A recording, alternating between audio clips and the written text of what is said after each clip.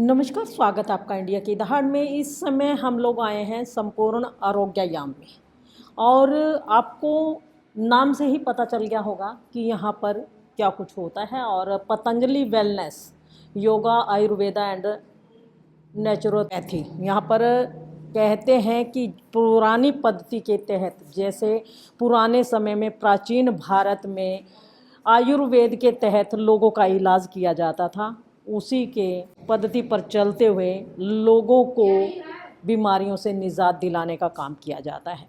यहाँ पर तरह तरह के मरीज़ आते हैं। जैसा कि आज के ज़माने के अगर खान पान की बात करें तो लोगों का खान पान इतना बिगड़ चुका है, उसके चलते बीमारियों ने भी नए नए रूप धारण कर लिए हैं।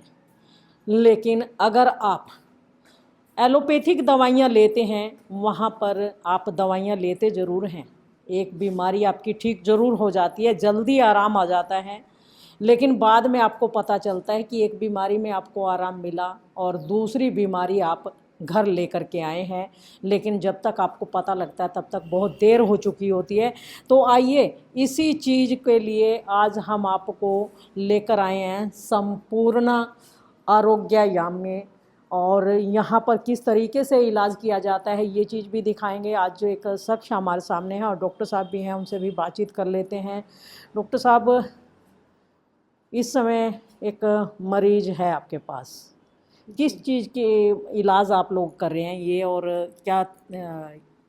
नमस्कार जी। नमस्कार जी। एक्चुअली ये जो बच्चा है इसको एक्ने की प्रॉब्लम है।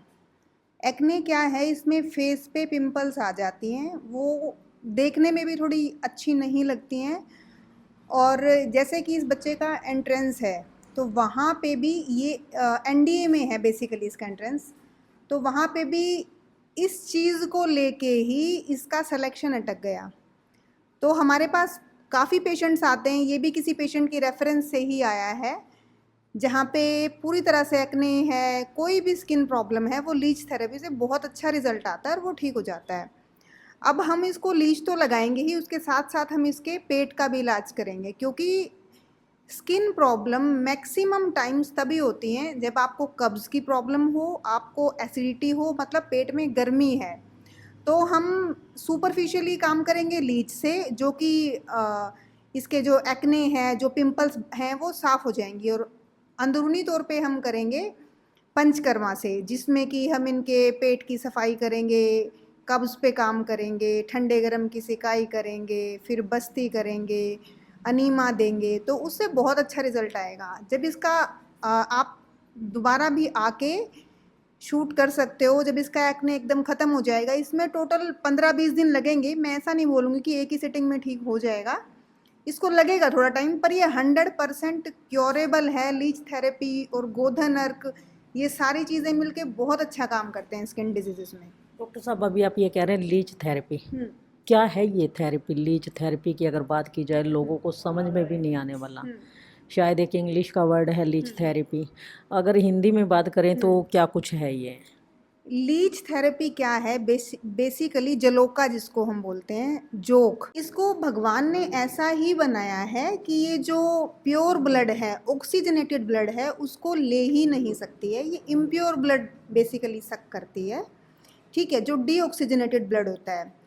और कभी भी हम इसको ऐसे ही नहीं लगाते हैं, पहले प्रॉपर हम ब्लड टेस्ट कराते हैं पेशेंट के, जिसमें कि पेशेंट का ब्लीडिंग टाइम, क्लोटिंग टाइम, ये सब चेक कराते हैं। अगर वो विद इन लिमिट्स आता है हम तभी लगाते हैं। और एक जोक को कभी भी दूसरे पेशेंट पे नहीं लगाना चाहिए।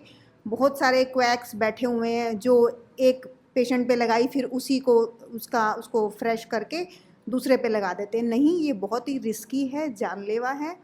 एक बार एक लीच को आपने एक पेशेंट पे यूज़ किया, अगर उसकी सारी रिपोर्ट्स विद इन लिमिट्स आई हैं ब्लड टेस्ट में, तो ही उसको यूज़ करो, और उसके बाद उसको थ्रो कर दो, उसको फेंक दो। और इसके बहुत अच्छे रिजल्ट हैं। हम ब्रेस्ट कैंसर में भी, जो सिस्ट होती हैं, गांठें होती हैं, ब्रेस्ट कैंसर में? यस, उसमें भी हम जलोका या लीच बहुत ज़्यादा यूज़ करते हैं। अमेजिंग रिजल्ट्स आते हैं उसके।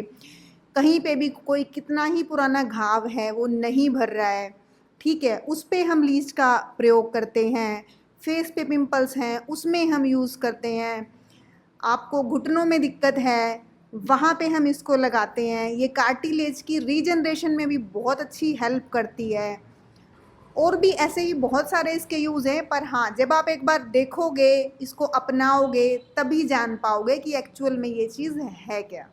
अच्छा, अक्सर ये कहा जाता है कि जोक काट लेती है तो नुकसानदायक होता है, लेकिन यहाँ तो स्पेशली एक नहीं कई कई जोक्स जो है चेहरे पे लगी हुई हैं, छाती पे लगी हुई हैं, तो मतलब इनका नुकसान नहीं। नहीं जी नहीं, कभी इनका नुकसान नहीं होता है। अगर हम अपने बुज़ुर्गों से हमने बहुत बार सुना है, या अभी भी आप पूछोगे जिनको कभी, जैसे कि वो खेतों में काम करते थे, उनको लग जाती थी पैरों में, ठीक है, नहीं पता था, वो लग जाती थी, वो डर के उसी वक्त छुड़ाने की कोशिश करते थे। अब जब तक वो उस एरिया के इम्प्योर ब्लड को सक नहीं करेगी, वो नहीं छोड़ेगी। तो इसके साथ ज़बरदस्ती मत करो, उसको लगी रहने दो, वो अपने आप छोड़ देगी कुछ टाइम बाद, आधे मतलब घंटे बाद, 1 घंटे इंसान को बाद। ये सोच लेना चाहिए अगर जोक आपके पैर में, हाथ में कहीं भी लग लगी है तो गई वो है, आपके शरीर के अंदर की बीमारियां निकाल रही है बाहर। यस, उसका कोई नुकसान नहीं है। और बस आप, कोई भी आपको दिक्कत है, आप क्वैक से मत लगवाइए, ये तो मैं भी कहूँगी। आप पहले अपना प्रॉपर ब्लड टेस्ट कराइए, अपना कंसल्टेशन कीजिए, उसके बाद ही लगवाइए आप। तो देख सकते हैं यहाँ पर लीच लगाई जा रही है। लीच का मतलब आपको बता दें, जोक अगर लोकल भाषा में देखा जाए तो आपने सुना होगा, जोक कहते हैं कि इंसान के शरीर का खून चूसती हैं। और इंसान का खून चूसती तो हैं, लेकिन इंसान को ये पता नहीं है कि जो किस तरह का खून चूसती हैं।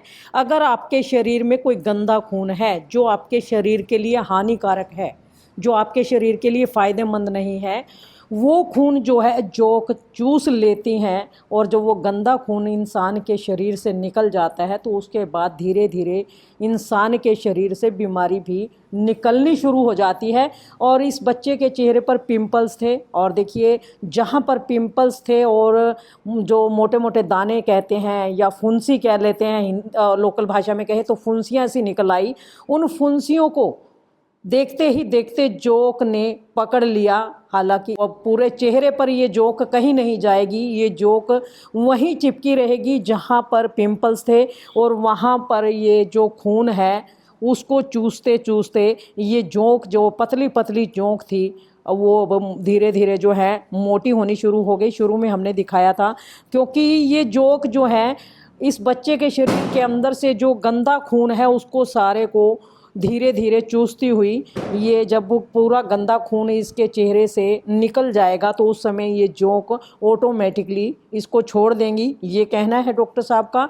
और लीच आपने देख ही लिया किस तरीके किया जाता है, और एक आयुर्वेदिक पद्धति है ये, क्योंकि पुराने समय में अगर इलाज किया जाता था इसी तरीके से किया जाता था। आज तो नई नई क्रीम आ गई, नए नए प्रोडक्ट्स आ गए, लेकिन युवाओं को ख़ास तौर पर पता नहीं होता है कि ये जितने नए नए प्रोडक्ट्स हम लगाते हैं ये बीमारियां निकालने के बजाय बीमारियों को और बढ़ावा देते रहते हैं, जो कि इंसान के लिए काफ़ी हानिकारक है। तो डॉक्टर साहब, इससे तो ये भी हुआ कि अगर कोई व्यक्ति बिल्कुल आरोग्य है, जिसको कोई बीमारी नहीं है, ब्लड साफ है, अगर जोक लगाना भी चाहे नहीं लगेगी?